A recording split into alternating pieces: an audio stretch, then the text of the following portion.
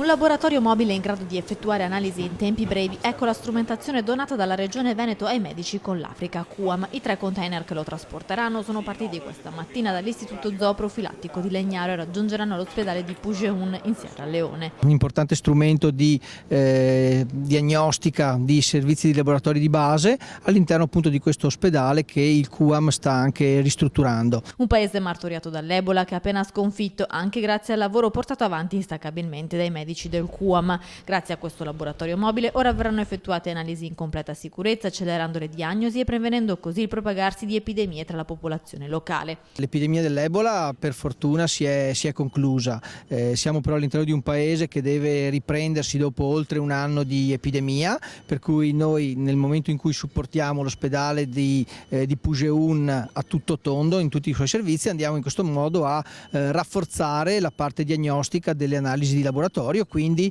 andremo a fare analisi di laboratorio di base ma di tutte le patologie e tipologie di analisi necessarie nel paese. I 3 container verranno portati a Genova, da qui con una nave in 20 giorni raggiungeranno la Sierra Leone. Soddisfatto il presidente del Veneto Luca Zaia, questo è il futuro che vogliamo, una cooperazione internazionale seria, diretta o attraverso organizzazioni prestigiosi come il QAM, ha scritto Zaia.